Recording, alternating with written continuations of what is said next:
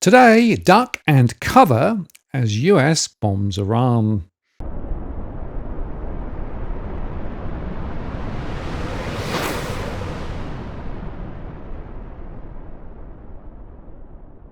Hello again, it's Martin North from Digital Finance Analytics. Well, that is Post covering finance and property news.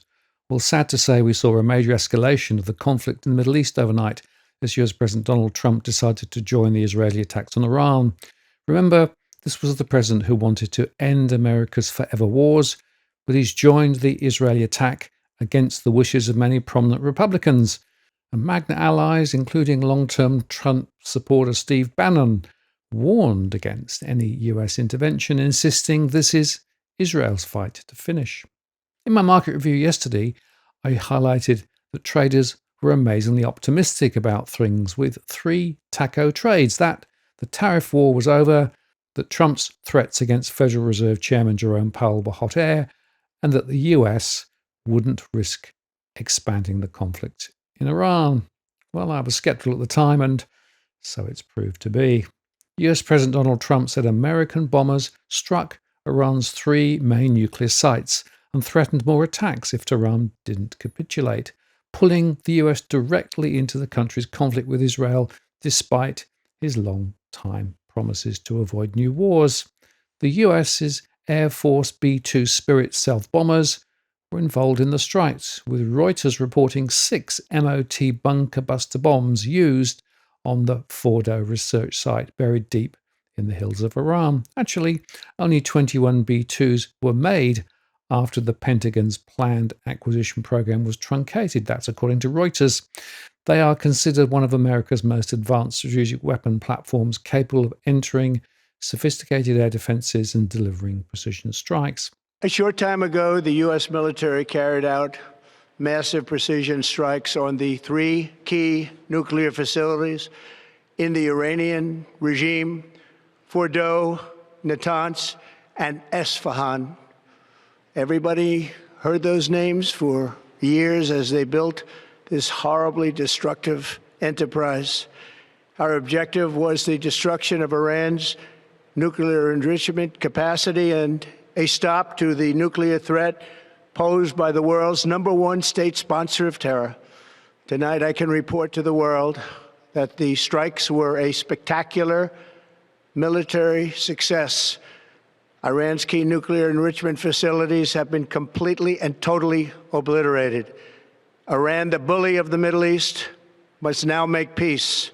If they do not, future attacks will be far greater and a lot easier. Iran counterclaimed little damage was done, but there would be consequences from the strikes.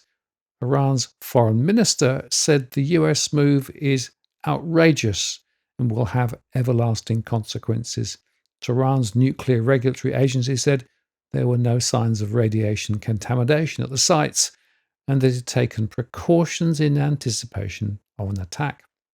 This, of course, is a significant escalation by the president, and his decision goes against the advice of US allies in Europe and the Middle East, as well as the UN nuclear watchdog. Known as the International Atomic Energy Agency, it's repeatedly warned that nuclear facilities must not be attacked, given the potential for radiation leaks. It actually amounts to the most serious foreign policy decision of Trump's 2 terms, after Israel began airstrikes across Iran on June the 13th, at least so far.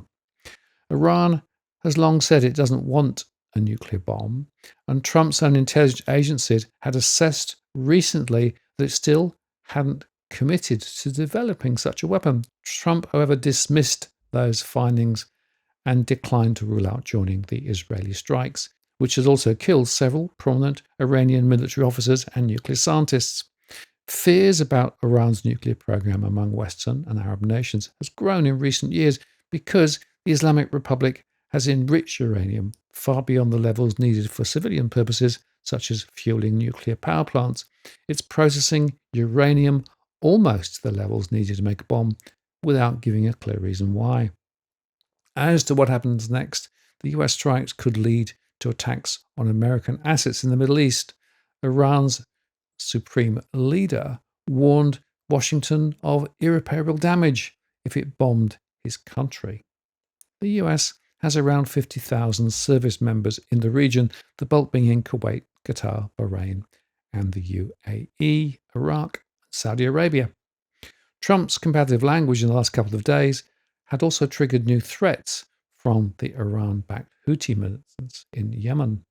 The president agreed to a ceasefire with the Houthis in early May. If that falls apart, US naval ships in the Red Sea could once again come under assault from the group's drones and missiles. It's also possible that Tehran opts to leave the Nuclear Non-Proliferation Treaty. The NPT is the bedrock arms control agreement that compels signatories to accept inspections from the IAEA. If Iran left, the world would get even less information about what remains of its atomic sites.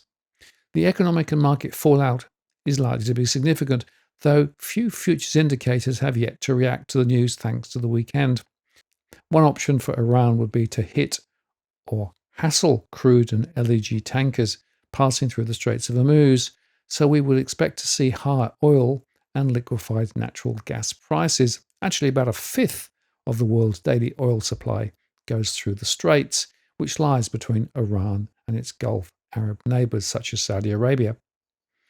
A representative for the supreme leader in Iran said Iran was ready to respond to the US attacks. Now it is our turn to, without wasting time, as a first step, fire missiles at the US naval fleet in Bahrain and at the same time close the Strait of Hormuz. To American, British, German, and French ships, he said in the Hardline KN newsletter. The weekend oil options market ran by IG saw an immediate rise, which, if it holds, will see crude leaping about 9% on Monday in Asia to touch over $80 a barrel. Now, while that's not the end of the world, given that oil peaked at $80.77 a barrel in the middle of January, the starting point and rates of change are what matters in the markets, at least in the short term. And oil had fallen back to $55 a barrel near the start of May, providing a lovely little tailwind to corporate earnings, the fight against inflation, and consumer spending. Deutsche Bank has warned the price could go beyond $120 a barrel, and some, including JP Morgan, are estimating prices as high as $130. The S&P 500, the global proxy for market risk, is likely to fall between 5 and 10%. Those could be short-term moves, of course, but it does depend on how Iran reacts to the attacks. If Iran does attack shipping in the Straits of Hormuz, while mining the strait wouldn't be easy, drone and missile attacks on ships would be. This would be a big deal, as the straits allow tankers to carry 20% of the world's oil and also plenty of US warships to boot. It's worth pointing out that Iran, though, hasn't tried to shut down the strait in 46 years of Middle East conflict, at least so far.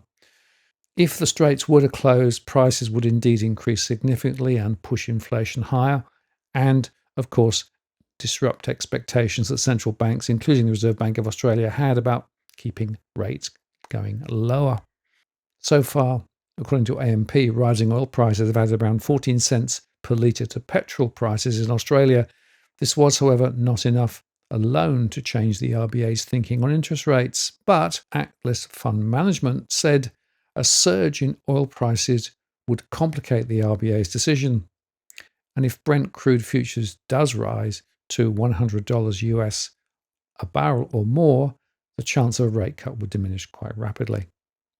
The RBA cut its cash rate twice since February, as Australian inflation has finally moved towards target, and as a guard against a potential slowdown caused by the Trump administration's introduction of tariffs. Investors will have the latest inflation data next Wednesday, when the ABS releases its monthly consumer price figures for May. The S&P ASX 200 had a 0.2% price lower on Monday, although the futures were set before the weekend strikes. Gold will likely spike higher as a safe haven, and we may well see a positive move on the US dollar, but also perhaps higher yields on treasuries too. So all up, this is a massive spanner in the works, and we won't know the true consequences for markets for some time. But the uncertainty trade just accelerated, and we think extended volatility is likely in the days and weeks ahead. Perhaps the 4.89% on the US 30-year Treasury suddenly looks like a pretty attractive deal. And for small open trade exposed economies like Australia, the risk premium just went up significantly. Perhaps it's time to, well, duck and cover. I'm Martin North from Digital Finance Analytics. Many thanks for watching, and I'll see you again next time.